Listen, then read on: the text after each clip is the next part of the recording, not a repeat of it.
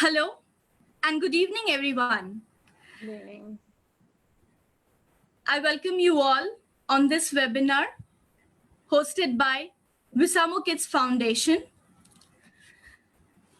The decisions we make on what we consume every day have a bigger impact than we perceive in our individual spheres. To move towards sustainable lifestyles, we need to transform current production and consumption patterns and the value associated to these patterns. So, to discuss around these lines, I, Dimple Brahmniwala, your host and moderator, welcome you all on today's webinar on responsible sustainable consumptions. Today, with us, we are having an array of experts, academicians, practitioners, consumers, and agri-entrepreneur together for discussing the topic.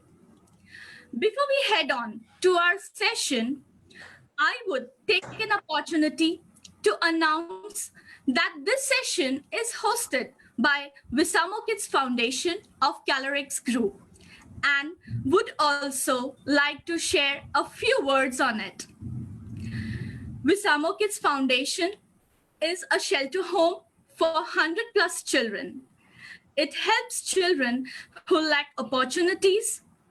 Here, children come at the age of 5 and stay till age of 12 and are then sent for higher education.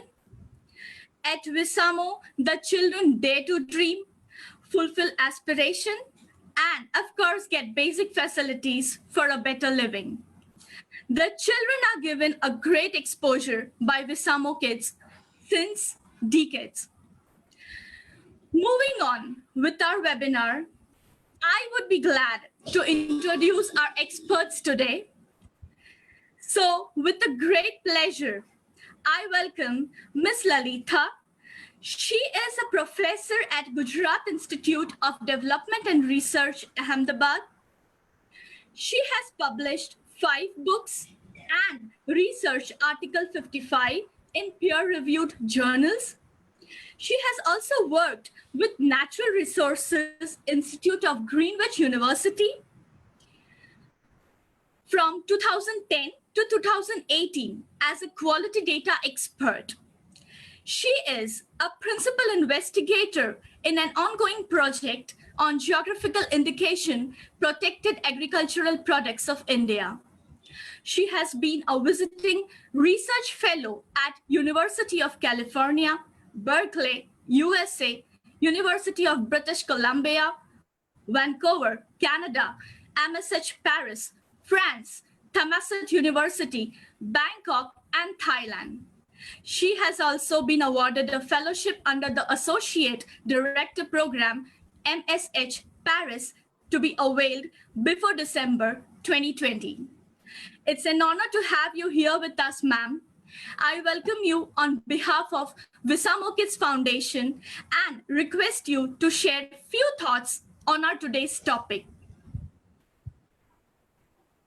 Yeah, thank you so much, and very warm good evening to all of you. And thanks for inviting me on this platform, Visamo Kids Foundation.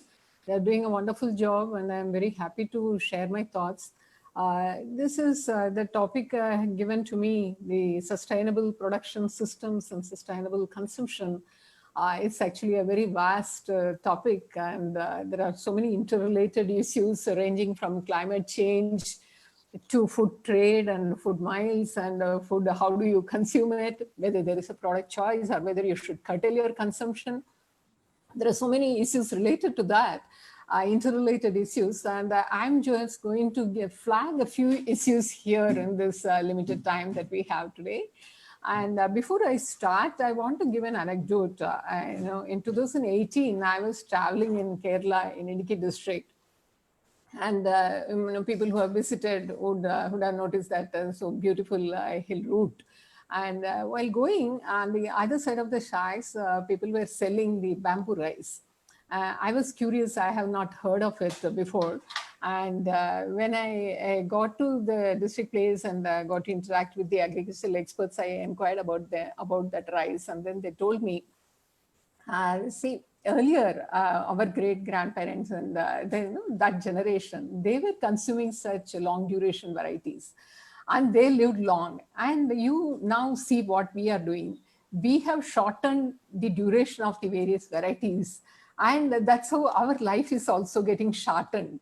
So he related it so beautifully, and think of it, then it reflects on what we are talking today, the sustainable production system and the consumption, because these two are so intricately related that we have innovated. The technology is so useful. We have introduced so many technologies in our agricultural production system, but they have both positive and the externalities,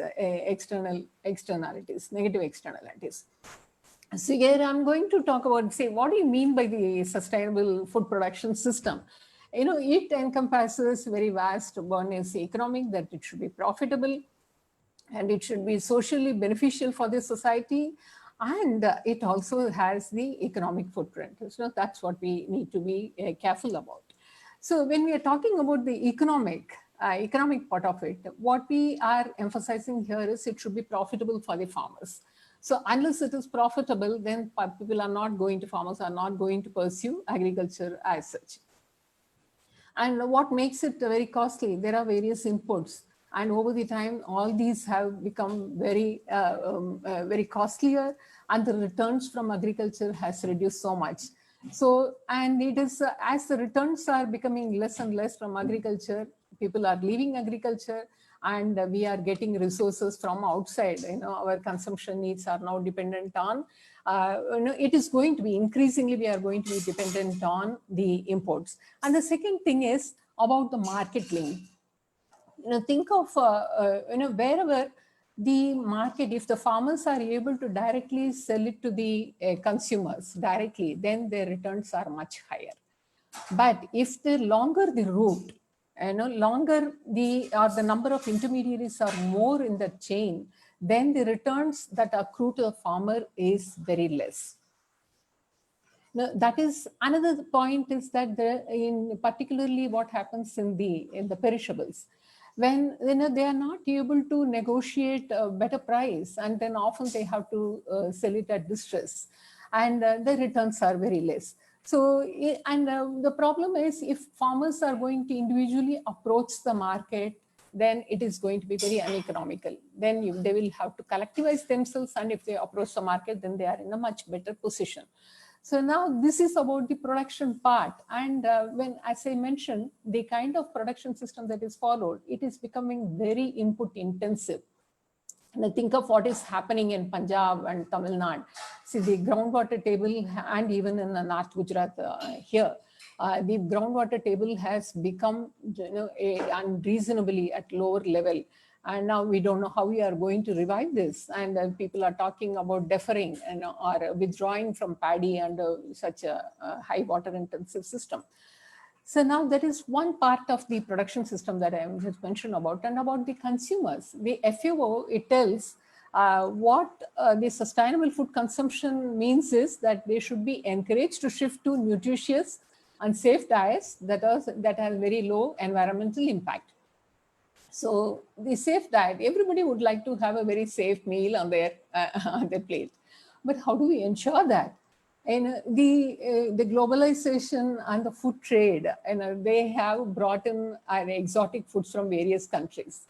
And the convenience foods have become the rule of the day. People are very attracted by that, and these are available in our grocery stores and in a very attractive bags, and we get very naturally attracted to that.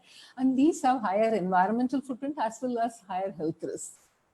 Because often the packaged foods, as you all know, they have the much of sugar and carbohydrates. And increasingly, we are hearing people that they are allergic to the milk and milk products, which we have been consuming for so many years, and suddenly this has become a norm.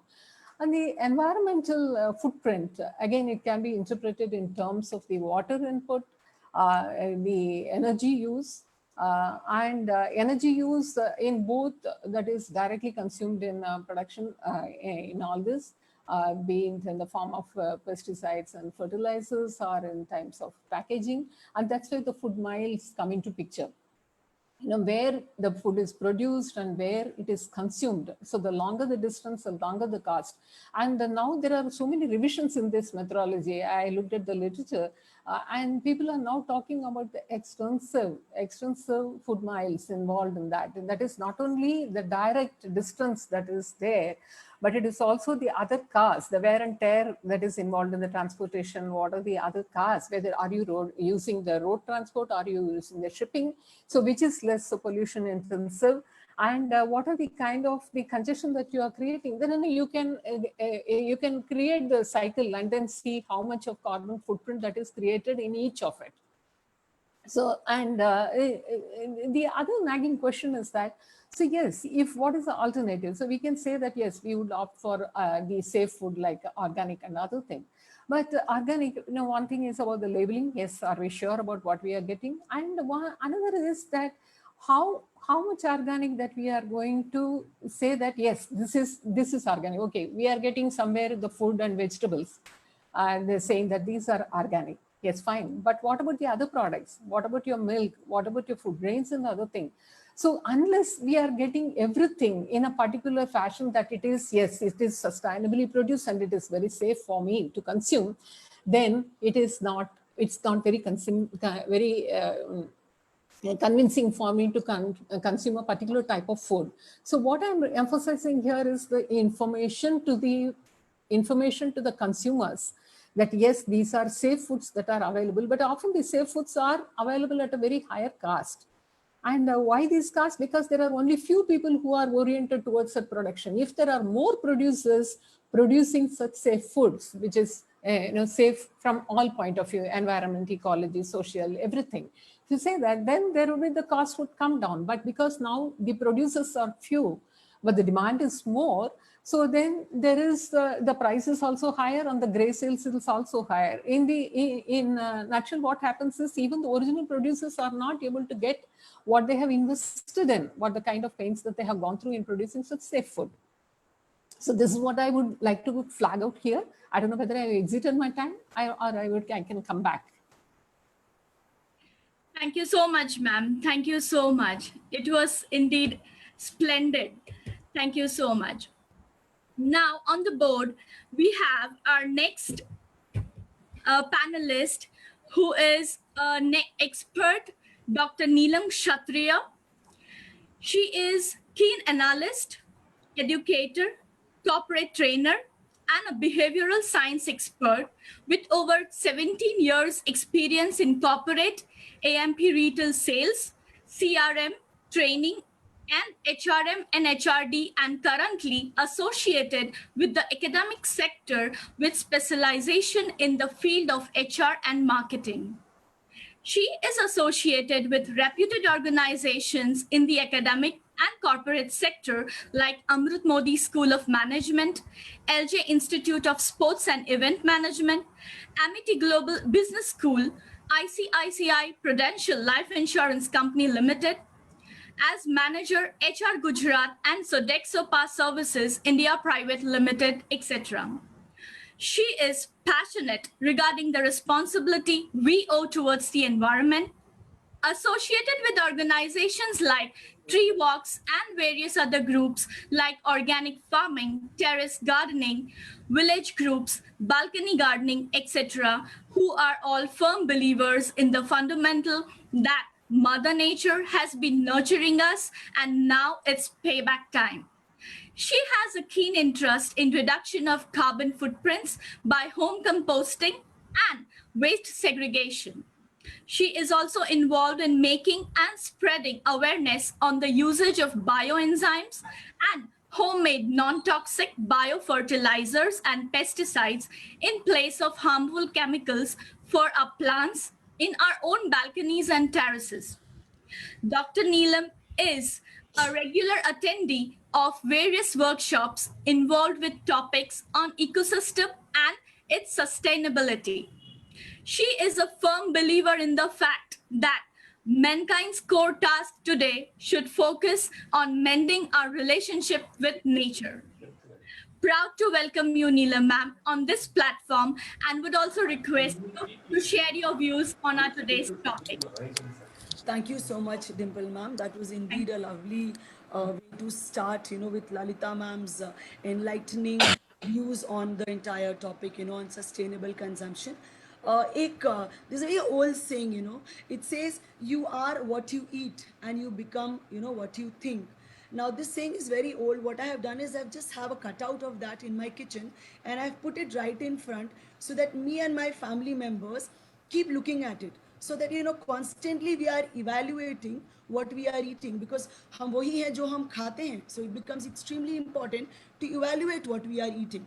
Now I am trying to represent the consumer's perspective to this topic. मैं consumer भी हूँ and I am also a mother. Okay, I am a family runner. So there are a couple of worries which are there in my mind all the time when I'm talking about consumption. Lalita ma'am did mention a couple of them. I'm just adding to that. As a consumer, I'm all the time worried about the arsenic content in the rice, because that is something that I have read and I'm hearing about it. I'm concerned about the amount of lead, about zinc, about chromium in green vegetables. Why? Because there are people who are using fertilizers and chemical pesticides for a faster growth. Okay, I get worried when I see oversized grown vegetables, oversized grown capsicums. Okay, and I realize that maybe the content of the chemicals is higher. So all the time I'm on the lookout on vegetables which I can probably get from a farm where probably the less content of the same has been used. I'm also concerned about the use of calcium carbide. Fruits, when I replace a glass of milk for my children in the evening with a portion of fruits, मुझे हमेशा ये चिंता होती है जो fruit मैं दे रही हूँ वो आर्टिफिशियली राइपेंड तो नहीं है. Okay, that's a part of my worry. See, these worries are the worries which I'm sharing probably with all of us, because all of us are running our families in one or the other way. I'm also anxious, about buying organic foods. Though I know that I'm paying the double price to buy an organic product, but I'm not really sure कि मुझे जो मिल रहा है क्या वो सच में organic है. Okay, is the transparency level there to that extent that I'm sure what I'm getting is pure? So these are some of the thoughts that have been crossing my mind, when I got to know about this topic, as Dimple ma'am said, couple of things are very, very close to my heart, So it becomes important for us to have a discussion on all this. Now, research says that modern consumer, consumer behavior is something that can drive the business and the industry. And today's modern consumer has the power to drive the consumer, to drive the industry and the producers towards growth levels, towards a different way. Okay, intervention at the level of the consumers can actually take this industry to a different level. Now, as a consumer, I feel, and plus couple of research papers that I read through, we can actually promote and involve a consumer in two important ways. One, when you're trying to empower the consumer, I'll take an example of Farm Kids, for example.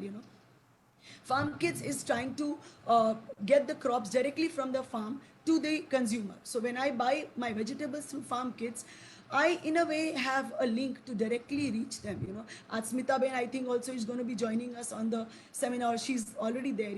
I think it'll be very, very worth if I as a consumer directly Smita Ben से मिलते हैं, directly उनसे बात करते हैं. क्यों? क्योंकि Smita Ben is the producer. There are three parties that I understand. Okay.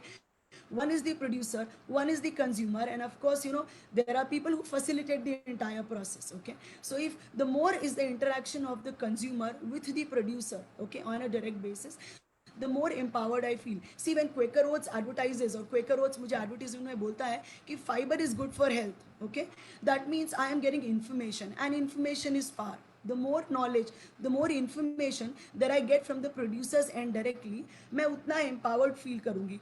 और सेकेंड थिंग, मेरी खुद की life, quality of life should improve. So as a consumer, यदि मुझे वो फ्रेश वेजिटेबल्स मिल रहे हैं, फ्रेश फ्रूट्स मिल रहे हैं जो आर्टिफिशियली राइपन नहीं है, तो मेरी खुद की लाइफ क्वालिटी यदि इम्प्रूव होती है, तो as a consumer my word of mouth, okay, will has the power to impact the economy. Okay, because word of mouth of course has a huge impact in the entire business model. So जितना हमें direct interaction का मौका मिलेगा, ये उतना अच्छा होगा. Now, another thing that I want to pinpoint is, for me as a layman or as a consumer, sustainable consumption मेरे लिए कुछ 5-6 चीज़ें मुझे समझ में आती हैं जो होता है. Sustainable consumption मेरे लिए वो है कि मुझे अपनी basic needs satisfy हो जाएं. As a consumer, मेरा prime requirement क्या है? My basic needs should be fulfilled. पर आप में से सब ने I think Maslow's hierarchy of needs के बारे में सुना होगा. as a consumer, if my basic needs are fulfilled, I also have my higher level needs. तो यदि मुझे properly empower किया गया, तो as a consumer we can keep our selfish interests aside and work towards the bigger causes, you know. So what we can do is we can probably work towards consuming the earth's resources in such a manner कि हमारे लिए भी रहे और हमारे आने वाली generations के लिए भी हम बचा के रखें. As Lalita ma'am mentioned, you know, water level getting low, the soil not being able to give enough produce. Okay, so these are a couple of things that we'll have to keep in mind. I would probably like to end my thought by saying that every small action, you know, counts. As a consumer, all of us can make our individual contribution towards reducing the footprint, the carbon footprint, so that the earth is a better livable place for us and for our generations to follow. Thank you.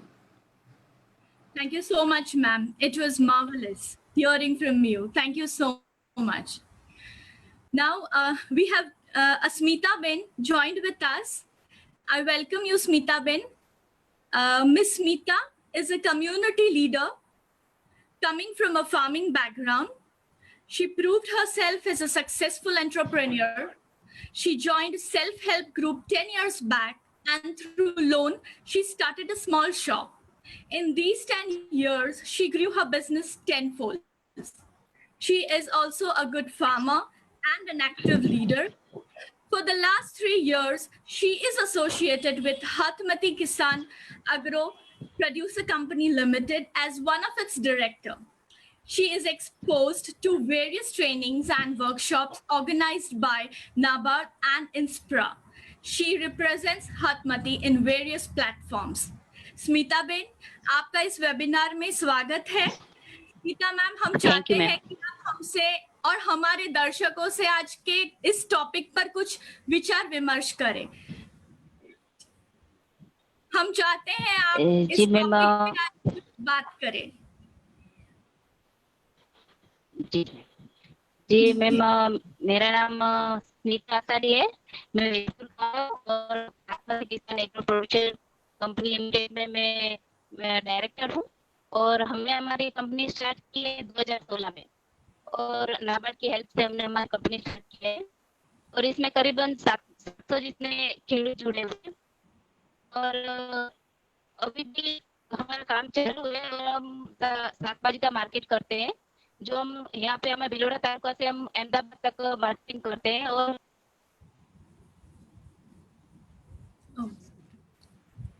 I think she got disconnected. Actually, the thing is that you know, she is in Biloda, and Biloda is a tribal area, and the connectivity there is absolutely poor, and because of which many times this happens. So let's just hope that somehow we are able to get as much as she can provide. Okay. We are also getting questions from the audience. I request the audience to please hold on. We will answer the questions after we finish our panelist introduction. We will answer your questions. I request you to please hold on. So shall I move towards the webinar? Yes, I can see Smita ma'am again. Ji Smita ma'am.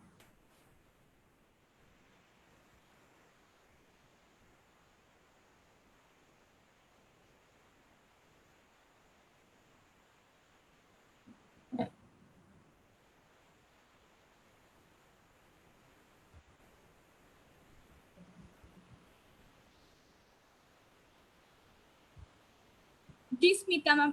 Okay. I think I'll just give a brief background of about Smita ji and her initiative. Okay. Smita Ben actually is the director of Hatmati Kisan Agro Producer Company Limited. It's an FPO that was floated in 2016, and this was floated with the support of NABARD. NABARD, as you all know, it's an organization that is primarily looking at how rural development can happen very well in the country. So FPO is one of the programs that it runs where it collectivizes all these individual farmers so that they gain some kind of bargaining power in the market. And FarmKit is an initiative of Hatmati that began after the lockdown was imposed during the COVID, initial days of COVID. I think she's back. Let's she's hear her. Smita ben, आप Yeah. Mike Smita on ben, करके हाँ, बोल सकते हैं, Smita ma'am.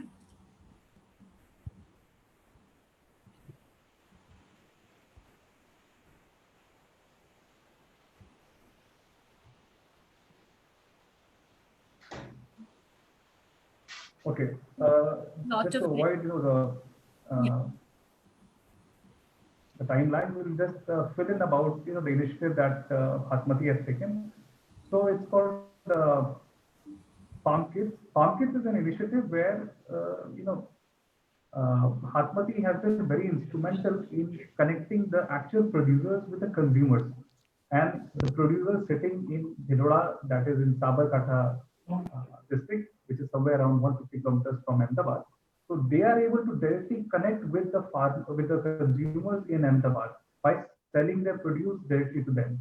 This is something that was not practiced. uh, it's not a very common practice because you never generally buy any produce from the farmer directly. Unless you go to a field, you go to some kind of farmhouse, it's only then that you do this kind of practice. But this is absolutely, I would say, a new paradigm where farmers are reaching consumers. Now, when I say reaching, they're actually reaching it through a digital platform. This is something innovative that Inspra has been very instrumental in doing for Hasmati. So in the initial days of COVID lockdown, when the supplies were very disrupted, so we came up with the idea of why not just connect the farmers with the consumers, so that there is a seamless supply of produce. Smita, when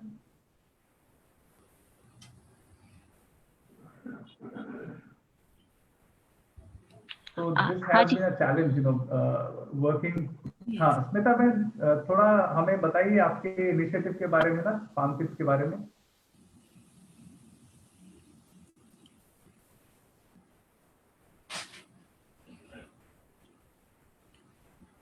I think still the connectivity is poor.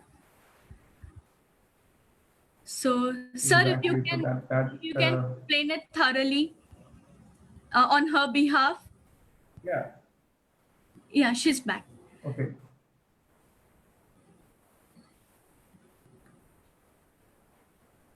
Ji Smita ma'am. हाँ जी ma'am, net problem है तो जी जी जी, welcome ma'am. Okay Magan, thank you. जी ma'am, हाँ। आप कुछ शेयर करिए हमारे साथ।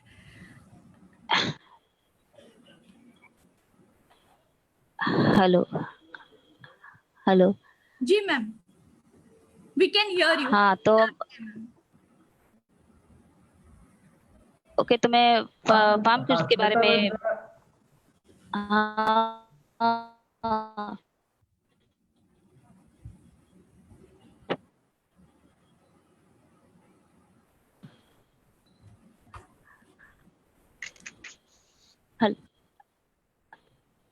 Hello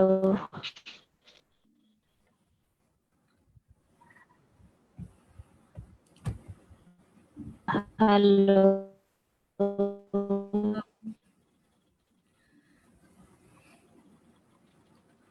Abhishek sir, if you can elaborate on her behalf. I think the connectivity is too poor and we have less time. Yeah, absolutely. I can totally see that this probably might not get resolved by then. So I'll just explain about what we have done along with Asmati. So in the initial days of lockdown, as you remember, in the city the supply of fruits and vegetables was severely disrupted, and primarily it was because of the fact that the farmers were unable to reach APMCs and other markets, the conventional markets that they used to. Now that led to a serious situation not only for the consumers but also for the farmers, especially the small and marginal ones. So it's during that time that Farm Kids was actually created.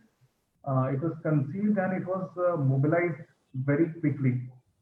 Uh, the farmers were harvesting and sending the produce directly to the consumers.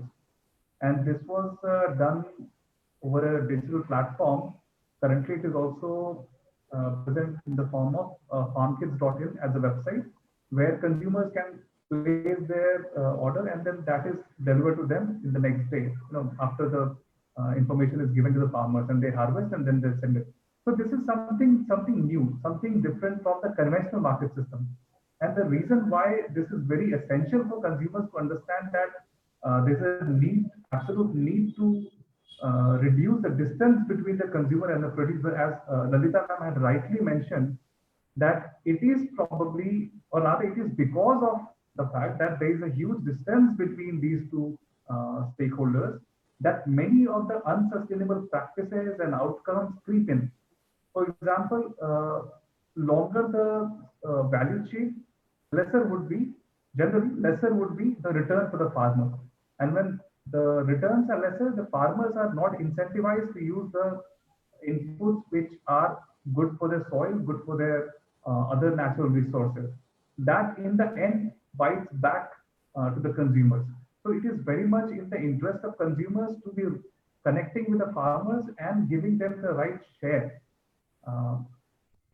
In terms of, if you look at the fresh produce, especially the horticulture produce, vegetables and fruits that come, by the time it reaches the consumers, nearly 30 to 40% of the produce gets lost in the process. The loss is not just economic loss, which is also being paid by the consumers at the end of the day, but it's also an environmental loss. The resources that went into bringing that produce to the consumer, or right in the market, to the actual growing of the produce. So all of that is lost. So severe amount of energy, severe amount of water, everything is lost in the process. So it is absolutely in the interest of the consumers to be looking and understanding about the sustainability, and then also imbibing those practices and including those kind of right decisions in their buying process, so that they end up creating an ethos which is very much sustainable in nature. Okay. So Hatmati, exactly. So Hatmati was able to, create this initiative where they connected, or rather are connecting with the consumers. I think eventually they're also looking to directly connect with individual consumers to understand their needs and be able to grow precisely for them.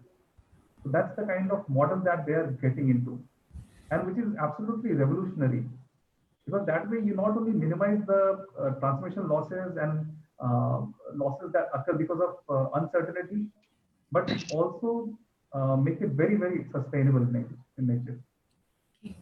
Thank you, sir. Thank you so much. As you all have heard, Abhishek sir, on behalf of Smita Ben, but even he is one of our experts today. He is a development sector professional who is passionate about food. He is the program head at Institute of Social Pragmatics, INSPRA, which is a pro-farmer, not-for-profit organization based out of Ahmedabad. He has obtained bachelor's from School of Planning and Architecture, SPA, Delhi, and master's from CEPT University, Ahmedabad, and worked with municipal bodies, state governments, parastatal entities, bilateral donor agencies, and other such organizations. We welcome you, sir, and are also super excited to hear from you today. So can you please share your part, sir? Please, few thoughts on today's topic. It would be great for us. Yeah, actually, thank you, Dimple. I think, sir, till now, you were on behalf of Smita Ben. When it comes to the topic, I think it's difficult to differentiate because everything is so connected. But yes. Lalita ma'am had rightly mentioned that this is such a huge subject area, and so much of complexity exists that it's difficult to isolate these facets of the sector. Yes. But still, I'll try to also paint a different picture. just imagine if you went to the market and you had around 400 types of tomato available for you. Wouldn't that be great?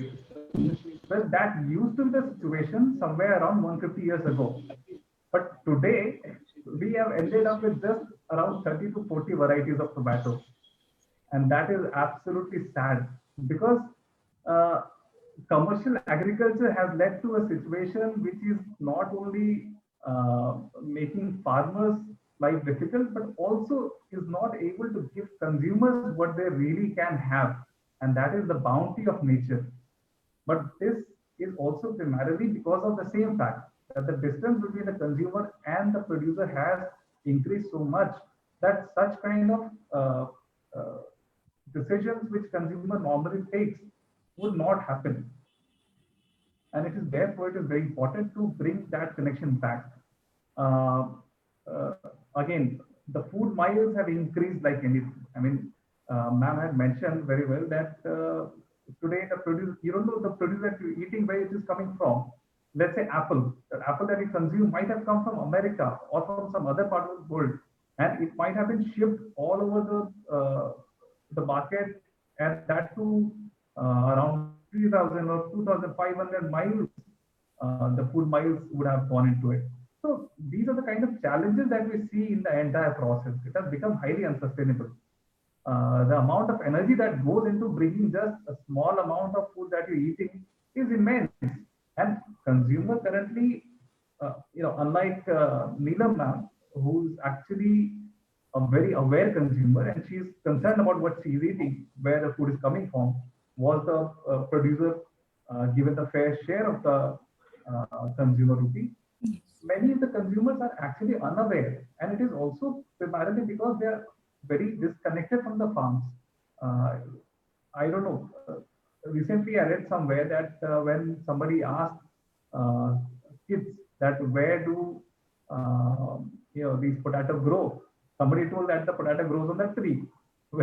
Whereas everyone, from our generation at least, who have been to farms, they would know that no, the potatoes actually grow in the soil. But it is so interesting to know that many of us are very disconnected from the roots. We don't know where our foods are coming from, where uh, what kind of food system are we engaging in. So this makes it very difficult. All of that can be solved when we bring these two entities together. And INSPRA as an organization is trying very hard to mend the broken systems. We not only just we are working with Hasmati, but many other FPOs and many other pro pharma organizations to create this kind of a sustainable system where the farmers are able to converse better, where the farmers are able to get the fair share that they're spending on growing this kind of produce, and also where nutritional security and the variety and all those goodness of food is being talked about. So INSPRA is trying its part in doing that. Thank you so much, sir. Thank you so much. It was wonderful hearing you. Now, as we have discussed a lot on this topic, like sustainable consumptions, it's a huge topic, and I don't think 1 hour is enough for this topic to discuss or to get over it. But I have few questions, and I would like to ask you all as experts some of the questions. So my first question to Lalitha ma'am. Lalitha ma'am, can you hear me? Yes. I know. Ma'am, I have one question for you, ma'am. What are the key takeaways for the young generation, especially for the school-going children? Yeah. Yes. So first I would say that, yes, don't get carried away by the advertisements, because now they are exposed to so many things, the electronic media, the TV, so many things are coming. So don't get carried away by the advertisement. What they say is not really true. You will have to look at, and you please learn to read the labels, what it says, and look at the carbon and the chemical print in that, footprint in that, and then say, decide whether because when you say you are consuming something, you are actually negotiating whether I'm going to consume this, it's good for me or not. So, that decision we are taking, and that represents our value, what Nilamji told. It represents our value and what is our concern for the environment. So, then we will decide what is good for you. Because now, I just want to link it here. India is undergoing this demographic dividend, and the children are the future. And if their health is not good, Yes. and if because the current, I told you the kind of short duration varieties. If you are to produce the rice, which was earlier produced in 180 days and 200 days, now you are producing in 60 days or something.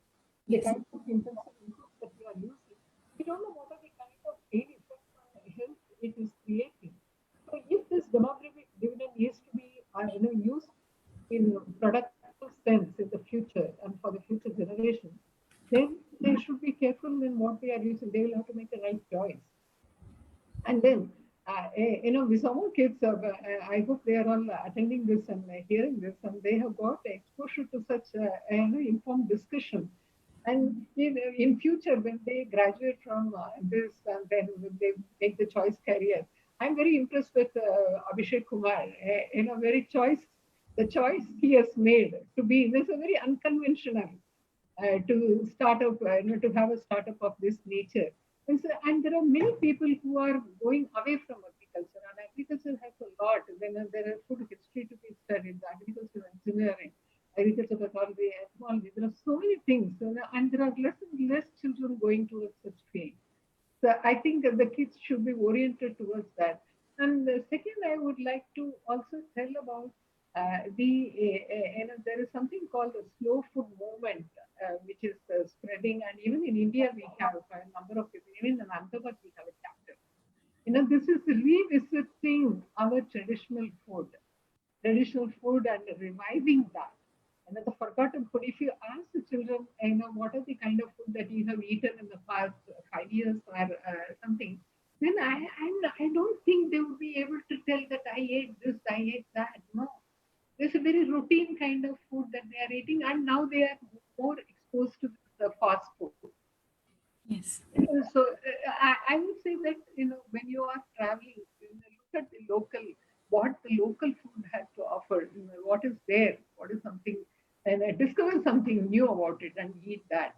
Yes. And look at the carbon footprint that is creating, or you are responsible for creating in whatever that you are doing. That's what I would say for the kids. Thank you so much, ma'am. Thank you so much. It was really very helpful, and I hope the viewers who are watching us, it's useful to them also, especially the young mothers. Okay, I can see Smita Ben active right now. So Smita Ben, आपके लिए एक question है. हमारे किसान जैविक खेती को कैसे देखते हैं? हमारे किसान कैसे देखते हैं? How farmers see organic farming? वो जैविक खेती को कैसे देखते हैं?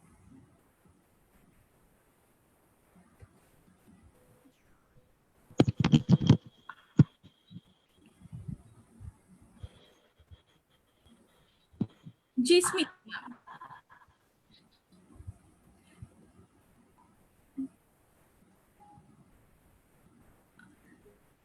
Smita ma'am,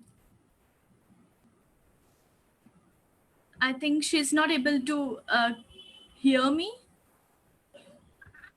हाँ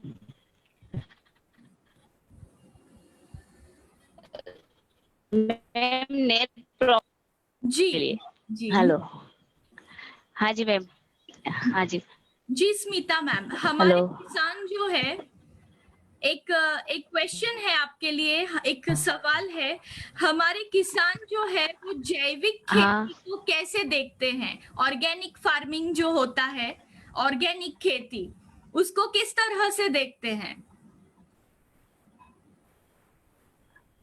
मैम ऑर्गेनिक खेती तो करना सब चाहते ही है, क्योंकि किसान तो ऑर्गेनिक खेती करना ही चाहेंगे, क्योंकि ऑर्गेनिक अगर खेती करेंगे उससे तो उनकी जमीन भी सुधरेगी और उनकी हेल्थ में भी कोई प्रॉब्लम नहीं होगी, और आगे जाके बच्चों की हेल्थ में भी कोई प्रॉब्लम नहीं होगी, तो सब करना ही चाहते हैं. लेकिन ऑर्गेनिक खेती में प्रॉब्लम क्या होता है कि जितना उत्पादन मिलना चाहिए वो मिलता नहीं है किसान को.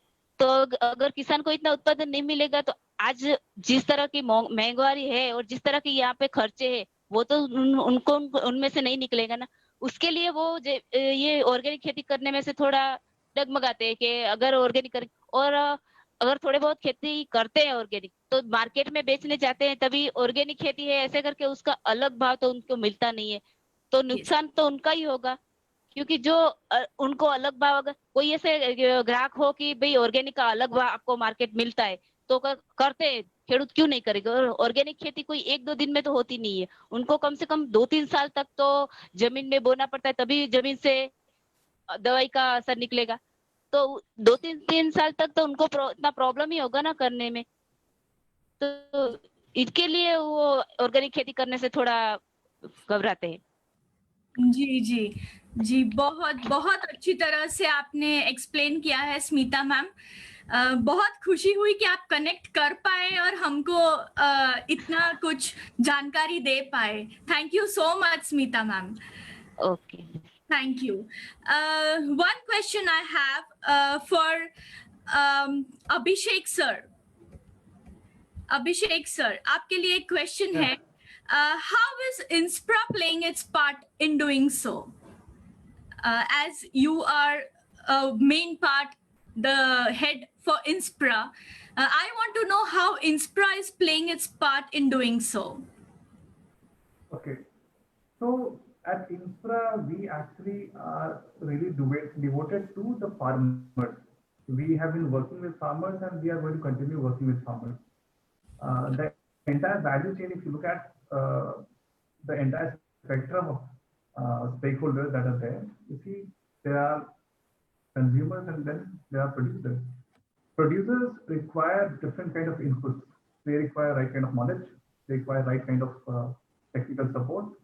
They require right kind of seeds and all and everything that is required to improve production, but that to act as sustainable manner. So we are working tirelessly on that end. Recently, we have also begun the process of mobilizing community in the urban centers, uh, where we are trying to educate the consumers. We're trying to educate the different decision makers in the families who actually end up purchasing the produce and the food that is important to feed the family. Because it is that which defines, what will happen in the farm. If the producer is growing anything, there is no guarantee that it will go in the market and then that will fetch in the right return, and which again would lead to some unsustainable practices that they might involve in the production system. So we are working on both ends. Unlike many organizations that focus on just one part of the value chain, we are trying to work at with every stakeholder and with every partner. We ensure that the food systems which are broken are absolutely mended. Yes, that's what Inspira has been doing. It's been quite some time working with them. We also work especially with tribal farmers and small and marginal farmers because the opportunity that they are missing out is something that we want to give them. So we are working on that as well. Yeah. Thank you, sir. Thank you so much for sharing it with us. Next question I have for Dr. Neelam. Ma'am, how can consumers play role towards sustainable consumption? How can consumers play their role? Dimple ma'am, I was hearing through the panelists and the discussion. I think, before I attended the webinar, I probably didn't realize that this topic is actually of such a vital importance. The three stakeholders have been brought so beautifully on this platform that my own, awareness of it has enhanced. See, when I heard Smita Bain talking about it, it's so very right. As an organic farmer, till the time she doesn't get a consumer ready in the market to buy her produce, they would probably not want to plunge into it. Okay. Now, when you ask me as to how do I support, I think it's very, very evident from the discussion of Abhishek, from Lalita ma'am's discussion, and from what Smita Ben has said, कि as a consumer, I have to support local produce. okay, मुझे local produce को support करना होगा. The more opportunities that distributors like Farm Kids and Inspira give me to bring me closer to the farm. So आप यदि मुझे farm के close लाने वाले प्रोसेस को फैसिलिटेट करेंगे तो as a consumer yes I want the organic produce. Smita Ben, we are there to support. Why? Because my family's health and my health and the health of the future generations is so directly correlated. Today we are talking on the platform of the kids, you know, you have this foundation is supporting the kids so beautifully. So I think 100+ kids there in Visamo Foundation and children in all our houses, we all can have a lot of benefit by looking into this process of sustainable consumption. For me, as I told you initially, it means, for me as a layman, it means that, you know, whatever I am utilizing or taking from Mother Nature, मैं उतना ही लूँ जितनी मेरी ज़रूरत है और मैं बाकी के लिए छोड़ूँ. So I don't waste. So for me, everything that I am buying, the way I'm cooking it, the way I'm consuming it, and the way I'm recycling it will decide the entire process of sustainable consumption for me. So what I will do is, I would want to connect with the farmers directly. I would want to get the organic produce, or wo sara organic produce I want from a local place, because the data also shows that a lot of carbon emission happens when the food is being transported from one place to the other place. And as Lalita ma'am rightly said, the farmers are not getting, the more is the distance between the two parties, the less is what the farmer gets. So as a consumer, I would really want to buy local. I would also want to recycle that food properly. So whenever I'm doing a home composting kind of a thing, I am actually trying to reduce the carbon footprint, because the amount of methane which is released when an organic food is getting wasted is high. So I feel we should all involve ourselves into home composting. We should use more of bioenzymes. We should use them, you know, probably a small part of terrace kitchen or balcony kitchen, you know, could help me get my children closer to the roots. So it's as these people rightly said, you know, there are a lot of parameters, and I'm so glad that I've been a part of this platform to put everything in perspective. So we will get closer to the farms, we'll do home composting, we'll reduce the carbon footprint, and yes, above all, we should treasure people like Smita Ben, you know, and of course Farm Kids too, because, you know, our understanding of this has gone, my understanding for that matter has become more clear ever since I started buying from Farm Kids. I think that should be it as of now, you know, otherwise there's so much that one can add to it. Thank you. Thank you so much. Thank you so much, ma'am. It was wonderful. Wonderful. We have many of our viewers, and one of our viewer, Rahul Ranjan, he has thrown up one question. Is it possible to deploy technology such as blockchain to communicate about freshness of food? I would like one of our panelists to answer. I would repeat the question. Is it possible to deploy technology such as blockchain to communicate about freshness of food? This question is from Mr. Rahul Ranjan, one of our viewer. Thank you, Mr. Rahul Ranjan, for taking keen interest in our webinar. I think Abhishek, sir. Yeah, I would like to answer that. Actually, blockchain is a technology where it's an open journal. It's an open ledger system where, you know, you put information at one end, and then eventually with every stage, every step, you see some more information getting added to it. And at the end, when say a consumer is getting the produce or any other product or service, they get that information and the entire trail of information. So that improves the transparency of any product or service that is given to the consumer. So similarly, in agriculture also, we see agri-tech where you know, these kind of concepts are being integrated. Blockchain is something that we are also exploring, but the fact is that there has to be the right intent first. We see blockchain being introduced in many B2B operations, but not many initiatives have come in the B2C space, which is, or rather I would say F2C space, farmer to consumer space. So to do that, we are actually exploring those possibilities where we can work with the farmers of our country and then integrate these kind of technologies so that it's absolutely transparent for the consumers. At the same time, it is also very fair for the producers. I mean, as an application of it, you can just imagine that, you know, whatever the producer has grown, let's say they have grown a certain produce in a different part of the country, and it is reaching to a consumer in another part of the country. But at the same time, they will also know exactly who grew it, where was that grown, how was that packed, Was there any pesticide or chemical substance used on it? So everything, all the detail will come to the consumer. And that is why it is very essential to look at these technologies. So we're also exploring that in our organization. Yeah. Thank you so much, sir. I hope, Mr. Rahul Ranjan, your question is justified by our expert, Mr. Abhishek. One more question we have from Ms. Aparna Baranwal. She's asked that, is there a way that middle income urban dwellers can experience farming through cooperative system? I repeat, is there a way that middle income urban dwellers can experience farming through cooperative systems? This question is from Aparna, Miss Aparna, one of our viewers. Can any of our expert please answer the question? Yes, ma'am. Yes, ma'am. Well, that's interesting. Actually, the concept of the community garden is becoming very popular. And I have been reading a lot in the food security for urban consumers, where they are promoting this kind of using the common spaces in places, and so when people come together and then do it. And I just wanted to tell, when when we were in Berkeley, the university used to allocate land for the residents. Where you can go and they will give the seed inputs, everything, whatever you need, they would give. And you can go and do it, and the profits are yours. That kind of thing, I don't know how many places, but at least the common places we can use. Even as many societies, some of the common spaces are just left unutilized. So if people come together and then use it, it would be great.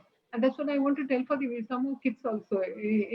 You start growing microgreens, because cultivating something it's like a meditation for you.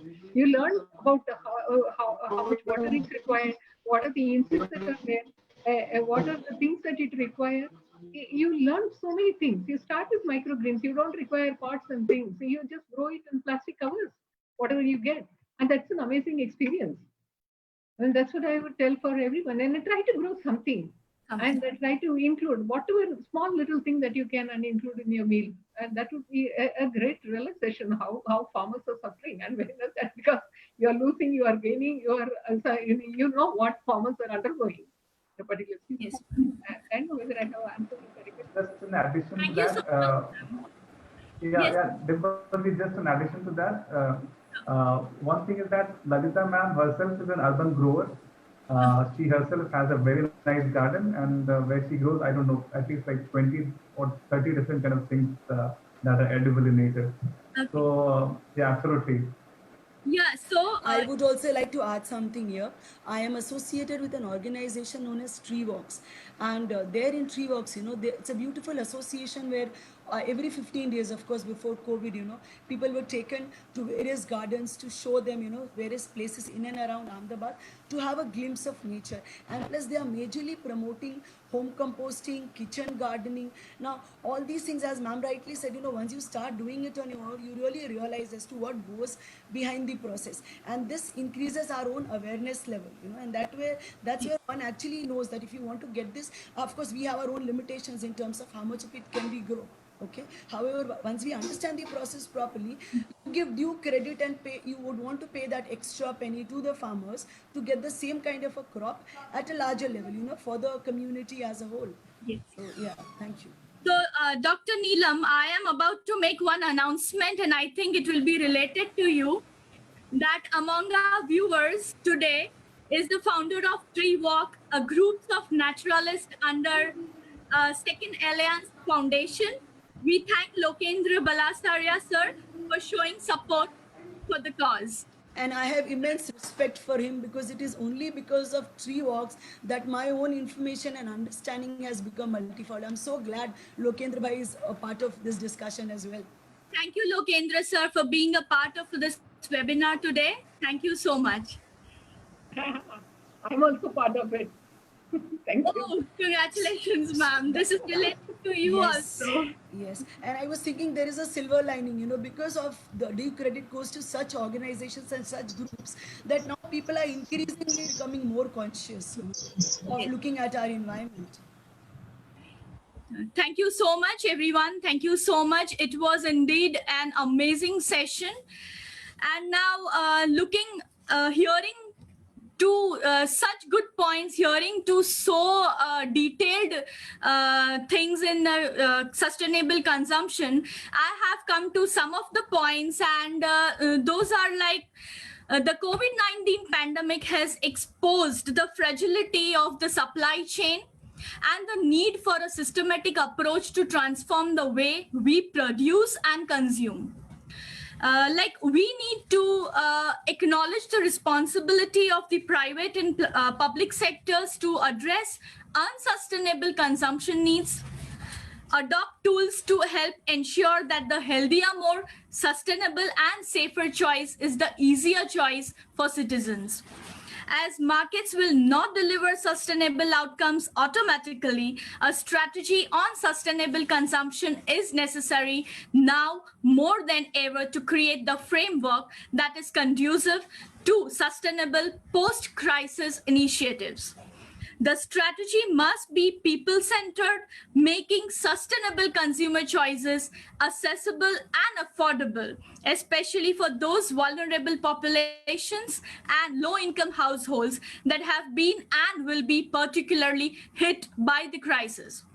The sustainable consumption and production perspective refers to the use of services and related products which respond to basic needs and bring a better quality of life while minimizing the use of natural resources and toxic materials, as well as emissions of waste and pollutants over the life cycle of the service or product, so as not to jeopardize the needs of future generations. These are the key takeaways of today's webinar, I guess. And Neelam ma'am, your idea of creating a terrace garden, I will really keep in mind. It's a great Thank you. idea. I would also suggest you join Tree Walks. In fact, all of us should join Tree Walks in some or the other fashion, and we should have more groups like that. And I really want to thank each one of you, and my sincere thanks to Abhishek, for the initiation of this beautiful organization. Thank you. Towards the end of the webinar, I want to throw one more question. One question that consumer awareness and establishing a direct line between the consumer and producer, what kind of consumer contributions will an organization like INSPRA benefit most from? What kind of consumer contributions will an organization like INSPRA benefit most from? I think Abhishek answered it. Yeah, actually, for INSPRA, it is very important to get connected with as many as people in the urban centers as we can, because unless we do that, we are not able to really help the cause of the farmers.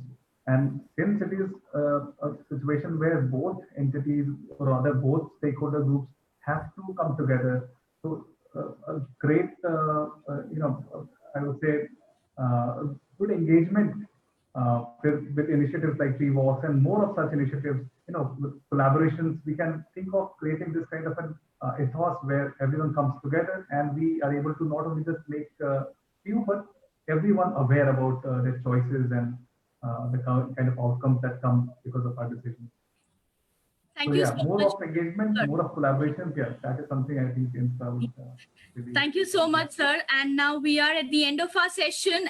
And I would once again like to thank Abhishek sir, Lalitha ma'am, Smita ma'am, and Neelam ma'am for joining us, giving your precious time and discussing so widely on this huge topic of sustainable consumptions, which is really very hard to understand. I know it's really hard to understand, but as an expert, you all have done a very great job. Thank you so much for connecting with us tonight. Have a good day. Thank you so much for inviting. Thank you you. so much for the opportunity. Yeah, thank you.